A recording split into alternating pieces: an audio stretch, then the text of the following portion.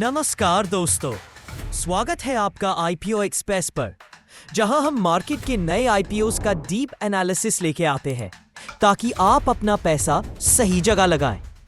आज हम बात करने वाले हैं एक ऐसे ब्रांड के बारे में जो शायद आपके किचन में, बाथरूम में या ऑफिस डेस्क पर कहीं ना कहीं जरूर मिल जाएगा। ऑल टाइम प्लास्टिक्स लिमिटेड का आईपीओ। दोस्तों, ऑल टाइम प्लास्टिक्स का नाम आपने शायद न्यूज में सुना हो, लेकिन इसका ग्लोबल रीच आपको हैरान कर देगी। आइकिया, आजदा, टेस्को जैसे बड़े बड़े क्लाइंट्स इनके कस्टमर है और आईपीओ का साइज है 400 प्लस करोड़ का। तो चलिए शुरू से लेकर एंड तक देखते हैं, क्या ये आईपीओ अप्लाई करने लायक है और क्या ये आपको पैसा बना के दे सकता है। सबसे पहले बेसिक्स क्लियर कर लेते हैं। ओपन डेट 7 अगस्त, क्लोज डेट 11 अगस्त, अलॉटमेंट 12 अगस्त, लिस्टिंग 14 अगस्त बीएसई और एनएसई पर, issue size 400.6 crore, fresh issue 280 crore, offer for sale 120.60 crore, price band 260 to 275 पर शेयर। रिटेल के लिए न्यूनतम इन्वेस्टमेंट 14,850 रुपए यानी लॉट साइज 54 शेयर्स है। फेस वैल्यू 2 रुपए प्रति share. All time plastics limited की शुरुआत 1971 में हुई थी और आज ये प्लास्टिक कंज्यूमर वेयर प्रोडक्ट्स की एक लीडिंग मैन्युफैक्चरर है। कंपनी का काम 2 सेगमेंट्स में डिवाइड होता है, B2B white label manufacturing for global retailers, B2C अपने ब्रांड ऑल टाइम के अंडर प्रोडक्ट्स बेचना। B2B में आइकिया, एजडा, टेस्को जैसे बड़े क्लाइंट्स इनके हैं। B2C में स्पेंसर्स रिटेल, बिग डिस्ट्रीब्यूटर्स और ऑनलाइन चैनल्स के थ्रू सेल होती है। इनके पोर्टफोलियो में 1800 प्लस SKU है जो 8 प्रमुख श्रेणियों में विभाजित किए गए हैं। Chopping boards, mixing bowls, measuring cups and spoons, kitchen tools, drawer systems, hangers, plates, bowls, lunch boxes, serving trays, water jugs, buckets, mugs, soap cases, child-friendly tableware, baby bowls, cutlery, etc. ये variety इन्हें market में competitive बनाती है। एक ही manufacturer से पूरे home plastic solutions मिल जाते हैं। यदि हम ग्लोबल क्लाइंट्स की बात करें तो आइकिया, आजदा, माइकल्स, टेस्को जैसे रिटेल जायंट्स इनके बायर्स हैं। इंडिया में स्पेंसर्स एंड रिलायंस रिटेल और ऑनलाइन मार्केट प्लेसेस के साथ भी काम करते हैं। Export presence Europe, north America, Australia तक है। अब नंबर्स पे आते हैं।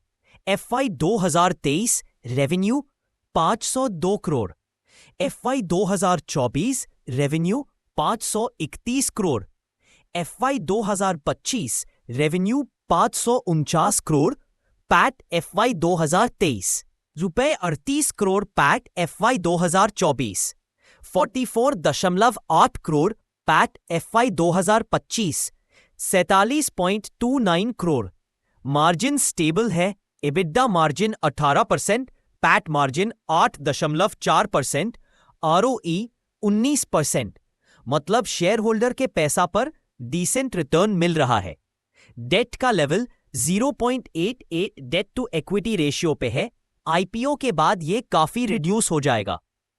अगर कंपैरिजन करें तो सेलो वर्ल्ड का PE 37x के आसपास है, मिल्टन का 40x, ऑल टाइम प्लास्टिक्स का आईपीओ वैल्यूएशन 38x है पोस्ट इशू EPS पे। मतलब वैल्यूएशन प्रीमियम है, लेकिन सेक्टर पीयर्स के कंपैरिजन में। अब देखते हैं advantages and disadvantages. First, advantages. Company की ताकतें। 50 वर्षों का मैन्युफैक्चरिंग अनुभव, विविध और बड़ा प्रोडक्ट पोर्टफोलियो, मजबूत global client base, export driven business model, in house design और मोल्ड मेकिंग क्षमता, सस्टेनेबिलिटी पर focus, recyclable plastic efficient production. Second, disadvantages, कमजोरियां और जोखिम। पहला, क्योंकि 85% रेवेन्यू एक्सपोर्ट से आता है, सो फॉरेक्स फ्लक्चुएशन रिस्क है। दूसरा, रॉ मटेरियल की कीमत में उतार चढ़ाव। प्लास्टिक की कीमत क्रूड ऑयल से जुड़ी होती है और प्लास्टिक क्रूड ऑयल से बनती है।